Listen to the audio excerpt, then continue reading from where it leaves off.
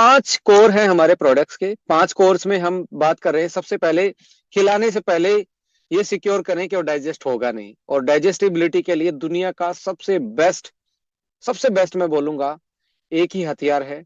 वो हथियार है आपका, आपके मन में आ गया है मैं जो बोल रहा हूँ, प्रोबायोटिक, जो पहले भी सर्व कर चुका है।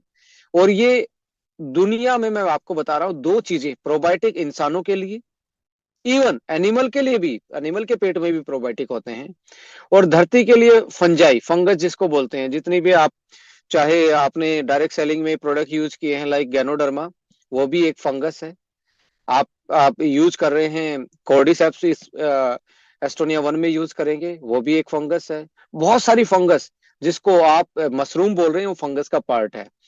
तो माइसीलिया एक फंगस होता है, उसके बिना संसार में कोई भी जिंदा नहीं रह सकता। वही सारी चीजों को डिकम्पोज करती है। तो जो चीजें ऐसी है जो हमें दिखती नहीं है, समटाइम वो बहुत ज्यादा इंपॉर्टेंट होती है, बहुत ज्यादा इंपॉर्टेंट होती है। जैसे हम 4P की बात करते हैं डायरेक्ट सेलिंग में, कुछ चीजें दिखती नहीं है पर बहुत ज्यादा इंपॉर्टेंट होती हैं। ऐसे ही प्रोबायोटिक आपको बिना माइक्रोस्कोप के नहीं दिख सकता, पर वो बहुत ज्यादा इंपॉर्टेंट रोल प्ले करता है हमारी पर्सनल हेल्थ में। जैसे दूध से दही जो बनती है वो प्रोबायोटिक्स के कारण बनती है। आपको दिमाग में आ रहा होगा, दही को पचाना, छाछ को पचाना इजी है या दूध को पचाना इजी है? दिमाग में आ गया होगा कि दही और छाछ जल्दी पच जाते हैं, क्यों? दूध दूध से ही बने हैं वो, उसमें ऐसा क्या डिफरेंस आ गया? उसमें डिफरेंस आया फर्मेंटेशन से। और फर्मेंटेशन का मतलब है कॉम्प्लेक्स से इजी चीजें बनाना, और वो किसकी हेल्प से? प्रोबायोटिक की हेल्प से। तो हर सीरीज में मैक्सिमम कोशिश की गई है। इवन जो आप टूथपेस्ट करते हैं, वहां तक इंडिया की पहली टूथपेस्ट डेवलप भी आपकी आइडियोलॉजी ने की है, आप सब लोगों ने की है। पेस्ट तक हमने प्रोबायोटिक लाने की कोशिश की, यानी कि नेचर को दोबारा से आपके साथ जोड़ने की कोशिश की गई है। और यहाँ पे भी उसकी सेवाएं जारी हैं प्रोबायोटिक्स, जो आपको डाइजेशन से लेकर डिटॉक्स तक का काम कर रही है। उसके बाद आता है डाइजेशन के बाद वो कहाँ जाता है? वो जाता है ब्लड में। एंटीऑक्सीडेंट, एंटी का मतलब किसी के अगेंस्ट है, ऑक्सीडेशन का मतलब है यहाँ एंटीऑक्सीडेंट, ऑक्सीडेंट के अगेंस्ट है। जो आप सांसें लेते हैं उसमें ऑक्सीजन लेते हैं, और जो छोड़ते हैं वो कार्बन डाइऑक्साइड है। तो इसका मतलब है कि कहीं ना कहीं कुछ ना कुछ चीज का बदलाव आ रहा है, ले कुछ रहे हैं और निकाल कुछ रहे हैं। तो इसका मतलब है कि अंदर जो रिएक्शन हुआ है उसके कारण वो बाई प्रोडक्ट बना है, और वो जो हमारे यूज का नहीं था वो बाहर निकाल दिया बॉडी ने। पर ऐसी कुछ चीजें हैं जो बॉडी अपने आप बाहर नहीं निकाल सकती, उसको हम फूड से, हमारी डेली हैबिट से कंट्रोल कर सकते हैं। यानी कि अंदर जो फ्री रेडिकल बन रहा है, और आज स्ट्रेस के कारण बहुत बड़ा बन रहा है, आज पेस्टिसाइड्स के कारण, आज पोल्यूशन के कारण, आज जो मिलावट हमारे फूड में आ गई है उसके कारण हमारी बॉडी में बहुत सारा लोड पड़ा हुआ है फ्री रेडिकल्स का, जो cancer, metabolic disorder, inflammatory disorder का कारण बनती जा रही है। वो इन सारी चीजों को ध्यान में रखते हुए हमने ब्लड से लेके सेल तक आपको डिटॉक्सिफाई कर पाए, वो डाला है एंटीऑक्सीडेंट। विस्तार से हम फिर से बात कर लेंगे, पर ये आपके ब्लड से लेके सेल तक डिटॉक्सिफाई कर रहा है बॉडी को। पेट को डिटॉक्सिफाई कर रहा था प्रोबायोटिक, पेट के बाद ब्लड में वो जा रहा है, ब्लड से लेके सेल तक का रास्ता साफ सुथरा कर रहा है एंटीऑक्सीडेंट। थर्ड पिलर हमने डाला है। अब आता है मरम्मत का काम, क्योंकि आप मंजिल तक पहुंच गए तो आप मरम्मत करने का काम करते हैं। मरम्मत का मतलब है यहाँ पे हीलिंग। थर्ड जो पिलर है हमारा एंटीऑक्सीडेंट के बाद, वो है हीलिंग। और वर्षों से, लगभग 5,000 से, यदि डॉक्यूमेंटेड हिस्ट्री की बात करें, लगभग 5,000 सालों से पूरे वर्ल्ड को एक, मैं ये कहता हूं, एक वरदान दिया है इंडिया की धरती ने, इस भारत की धरती ने, आयुर्वेदा को पूरे वर्ल्ड में फैलाने का काम। चाहे इसको आप फादर ऑफ आयुर्वेदा बोले, जो इंडियन है। तो हम इंडियंस ने बिलीफ के साथ, सेफ्टी के साथ 5,000 सालों की पद्धति को ही अपना आइडियल माना। आयुर्वेदा को हमने यहाँ रखा हीलिंग के लिए। तो आयुर्वेदिक हर्ब्स का एक एक्सट्रैक्ट फॉर्म में हमने लिया। तो तीसरा पिलर आयुर्वेदिक हर्ब्स को लिया जो हील कर रहे हैं आपको, नेचुरल हीलिंग बिना साइड इफेक्ट के। देखिए, आपके सिम्टम्स को ना एलोपैथी भी कंट्रोल कर सकती हैं। आप जो मेडिकल स्टोर से दवाइयां ले रहे हैं, डॉक्टर से दवाइयां ले रहे हैं, वो भी सिम्टम्स को कंट्रोल कर सकती हैं, और किसी चीज में आपको रिलीफ भी देती है, पर कोई ना कोई डैमेज डालती है, साइड इफेक्ट करती हैं। पर आयुर्वेद आपको नेचुरली हील करता है, कोई साइड इफेक्ट उसका होता नहीं है। तो आयुर्वेदा को इसमें यूज किया है।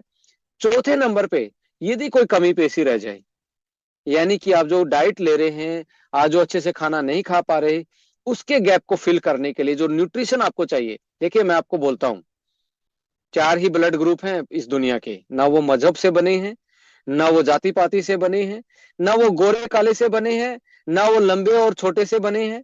वो चार ही ब्लड ग्रुप है, उसके ही सब ब्लड ग्रुप आप जो बोलते हैं। तो चार वो, उसके लिए एक न्यूट्रिशन चाहिए। बॉडी जो है वो पंच तत्वों से बनी है, तो उस पंच तत्व, कोई भी मजहब हो क्यों ना हो, हर किसी के लिए आरडीए वैल्यू सेम होती है, मजहब कुछ भी हो। मैं आपको यहाँ एक फिर से एक समानता का अधिकार की जो हमारे कॉन्स्टिट्यूशन में लिखा हुआ, उसकी मैं बात करना चाह रहा हूँ कि न्यूट्रिशन जो साइंस है वो हमेशा समानता के अधिकार से ही बनी है। आरडीए वैल्यू कभी भी मजहब को देख के, आपकी आदतों के देख के नहीं बनी है। वो इंसान की रिक्वायरमेंट, बॉडी की सेल्स को देख के बनी हुई है। साइंस और रिसर्च के बाद वो तय की गई कि एक आदमी को दिन में इतना प्रोटीन खाना है, इतनी कैलोरी चाहिए, इतना कैल्शियम चाहिए, इतना आयरन चाहिए, इतना फोलिक एसिड चाहिए, इतना बी कॉम्प्लेक्स चाहिए, इतना ओमेगा चाहिए। तो आज जो हम अपनी डाइट से कंप्लीट नहीं कर पा रहे, तो उसके गैप को फिल करने के लिए न्यूट्रासूटिकल ऐड किया गया है इसमें। तो चार पिलर हम पहले भी सर्व करते आए हैं, और जहां पे चारों पिलर में भी कुछ भी हमारी पहले कोई ड्रॉबैक कमजोरी रही हो, यहाँ पे और ज्यादा स्ट्रॉन्ग किए हैं चार पिलर। यानी कि सीमेंट और ज्यादा, और सीमेंट और लोहा और ज्यादा हमने एड ऑन किया। ये मैं एग्जांपल इसलिए यूज कर रहा हूँ कि आप एक पिक्चर अपने दिमाग में बना पाए, कि एक लेमन आदमी भी समझ पाए और इसको आगे प्रमोट कर पाए। ये चारों पिलर के बाद एक पांचवा पिलर, इसको मैं धर्म का पिलर भी बोल सकता हूँ, क्योंकि समटाइम आप इमोशनली होते हो और आप पहले सिस्टम को भी बहुत शिद्दत के साथ प्रमोट करके आए होते हो, पर हमेशा मैं बिलीव करता हूँ सच्चाई और धर्म के साथ आगे जो बढ़ता है, भगवान उसी का साथ देता है, टीम उसी का साथ देती है।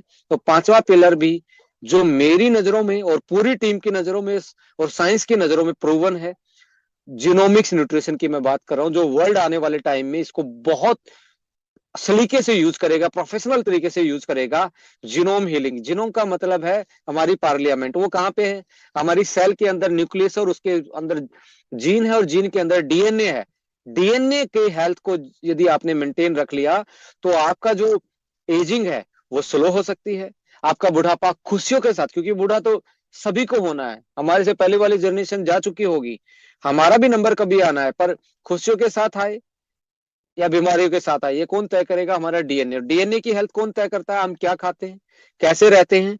तो हमने यहाँ पे डिसाइड किया है न्यूट्रीजिनोमिक्स का एक पार्ट ऐड करके, कि डीएनए की हेल्थ को कैसे सपोर्ट किया जा सकता है, कैसे हम मजबूती से अपनी पूरी बॉडी की हीलिंग को, प्रोसेस को, और एजिंग, जो एंटी एजिंग प्रॉपर्टी है, यानी कि बूढ़े तो होंगे पर स्लो होंगे, बूढ़े तो होंगे पर बीमारियों के साथ नहीं, बीमारी से बच के खुशियों के साथ होंगे।